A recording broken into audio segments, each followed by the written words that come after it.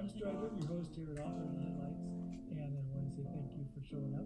And today we have a new author, Pam Kyle, and thank you for joining us. Thank you. You bet. And now you are a new author. You've got one book out. I hear you've got another one like in the works. But why don't you tell us about your work right off the bat? Okay.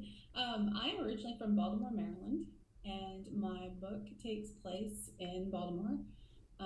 My husband just retired 30 years from the Air Force, and so my book is about a woman who is still in the Air Force. She's OSI, Office of Special Investigations, and she's sent back to Maryland for her job, and so she's coming back to her old roots. She's being faced with people that she knew, ex-boyfriends, ex-husbands, and it all just bombards her as soon as she, has to hit the ground running. So it's a humorous mystery. It was a lot of fun. I've really, really, really enjoyed it. Well, that makes the best kind of books because if you have fun doing it, then we have fun reading it. Yes, yes. Now that's called it's Charm City, right? Charm Yep. City Crab Pup. Now that's an Yeah. interesting name. How did you come up with that? Everybody knows that Baltimore is famous for its Chesapeake Bay crabs. Mm-hmm. So it just was kind of a fun, lighthearted take on a serious topic. And just to try and put across to the reader that this is about Charm City. Crab Puff is kind of a take on her. While she has a very serious profession, she still is, young at heart and lighthearted. But she's in her 40s, going back to, her home and everything. So it was just a fun title. I just thought it was lots of fun. Well, it is a fun title. It's you Yeah. got to think about it. You read it and go, "Oh, that's interesting." So Yeah. anything to connect with that, with you, the author, with the book cover, with things. That connection is what draws people to it. Mm-hmm. So if they have to read it again, I wonder what that is. So they take a look and they read the back, the blurb, the sales blurb, because honestly, a book sells by its cover, right? It does, yeah. Until you know something about the author, until you know something about the story, read the blurb. It's the cover that picks them up. Mm-hmm. The cover's nice, but that title catches me. I had to read it twice myself. So there you caught me. There you go. Good. Charm City Crab Puff. Okay, tell me about Charm City. Now I have Charm City Mysteries, correct? It is, yes. It's the first of a series. I've got the second one was with my editor. I'm published actually through Wild Rose Press. My editor, yeah, my editor has my second one right now. I should be hearing back from her within the next week or two, where we stand on everything. With this, the way they do it is, I submitted my draft and my synopsis, and then they choose whether they want to take that on or not.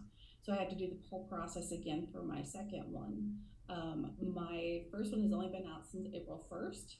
So I'm trying to get them to maybe where it'll come out maybe about the same time. I signed my contract with them about June 2nd or 4th last year in 2023, and it came out in April. And so trying to stay on that same schedule.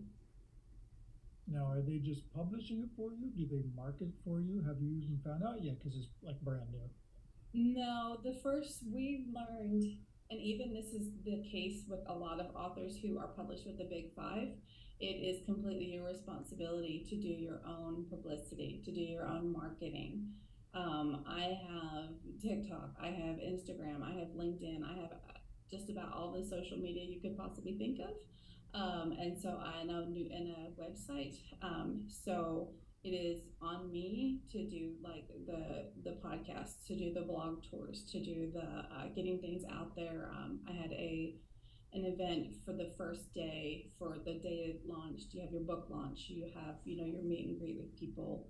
And I'm going back to Maryland. I don't live in Maryland right now, and so I'm going back to visit, and I'm trying to find bookstore to do like an in-person event while I'm there. That's pretty cool. The knowledge that you do your own marketing.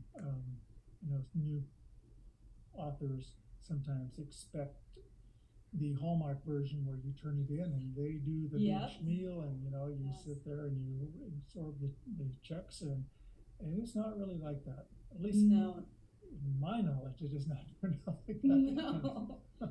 no. And everybody thinks if they sign with the big five, if they get their agent, that everything's going to be given to them, like Stephen King gets it done or Jen Evanovich gets it done. And that's not the case, because the amount of books published every day through Amazon, or that hit Amazon, is huge. It is. We're just a small little, tadpole in this huge pond. And so we definitely have our work cut out for us. Very good, and that you know that. And by the way, I did kind of trickle down through all your different connections and where to's, and I was setting up for this. And good job, you're doing the right things, getting out there and getting your book in front of the public, and that's what it takes. That's Yes. what it takes.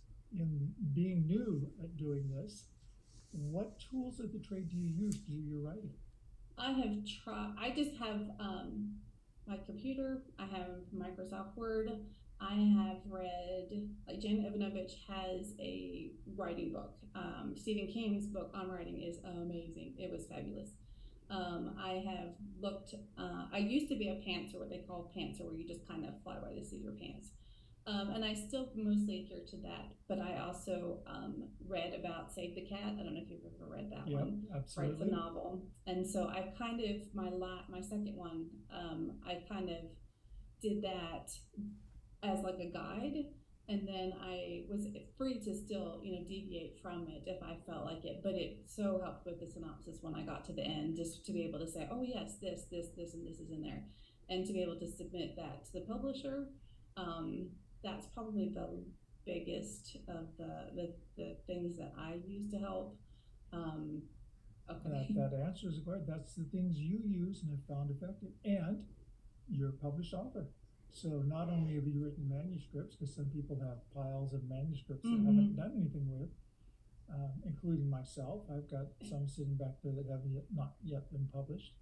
But you're effective in getting it published. That's good. And then marketing your own work. Very important. Yes. I actually started one book back during COVID, and I had no idea what I was doing. I was like, I'm just going to try it and see what happens. I had a whole thing written. It was like 70,000 words. I had it written. I was like, okay, what do I do next? I had absolutely no idea. So then I was like, oh, you start asking agents if they want your book. Oh, I was so close. So I did that, and I got probably 80 rejections. And I was like, okay, something's not happening. And so I pulled it all out, and I started another one. I worked on that one for 2 years, and then I went the agent route again. And I racked up 40 no's after that one. And finally, my goal changed. I was like, I don't really want an agent anymore. I just want my book. I just want to hold it and be like, this is mine. I did this. And so I sent it to 3 different just publishers that you didn't need an agent. And the third one was the one that took me. And I was like, this is it. This is all I need. That's persistence, and it was. You bet. And you can rack up a lot of no's before you get a yes. And it doesn't even mean your book is not good. Getting no's, I have had no's. Actually, I have had a no from the pitch where they said, I wish we had this last week. Because honestly, we just signed and filled that kind of category, and we don't have a place for it for this. So get back to us. But so it doesn't mean that your book is bad. It means it may not fit what they're looking for at this moment. Those kind of things. So, of course, we want to put out the best work we can put out anyway, and never put out a bad book where you won't go any further.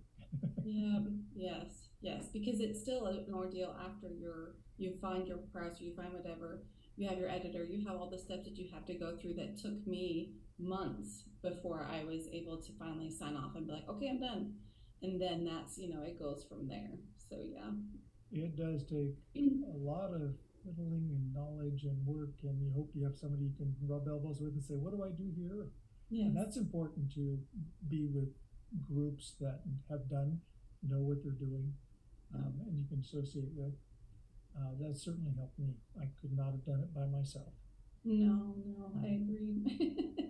Now, I have noticed on your website you also have a special connection to military families, which I love. And you said your husband has been long-term Air Force. That's where you get a lot of your stuff and your connections through. That's cool. And you've been around the world. We have. You have not been stuck in Baltimore. No, we actually live in Wisconsin now. Okay? So yeah, But obviously you've done your work, you've been places, you've seen things, and therefore you can write about it with more than just enthusiasm, with some knowledge too. yes, yes. Yeah, some of the lingo and is in the book. I use very much. I spoke with a lady who that was her position was OSI. So I did interview with her. I sent her Mhm. questionnaires. I did my research on what the position entails, how it works with the local police, what her job description was, how all that works. Is really interesting. I had absolutely no idea that they were doing some of the things that they did that you just don't hear about. So. Well, it does make your work better because it is more realistic, and people in the know will go, "Oh, okay, she at least knows something," rather Yeah. than just, "She doesn't know what she's talking about." No, It's important exactly. for a long-term author. So, It is. Yeah. oh, Pamela Wells, the writer is Pamela Kyle. Thank you for spending some time with us today. I know it's not a huge thing, but it's another step, and every step takes you down the road a little bit further. We appreciate your time, your book, and books. When your other gets done, get back to me and let me know. Okay. And it will be on DurmanPublishing.com, their bookstore page. And this will be linked through there. And of course, all the authors' resources for all you new and upcoming and existing authors that are looking for something to deal with your writing, whether it's editors, book cover art, narrators, all those things they can find at DurmanPublishing.com, their author's resource page, and go there. And thank you, Pam, for spending your time with us. Thank you for letting me. I appreciate it. It was fun. You bet. As the rest of you, thank you for spending your time with us. And until next time, I'm Strider, your host here at Author in the Headlights, sponsored by DurmanPublishing.com. Until next.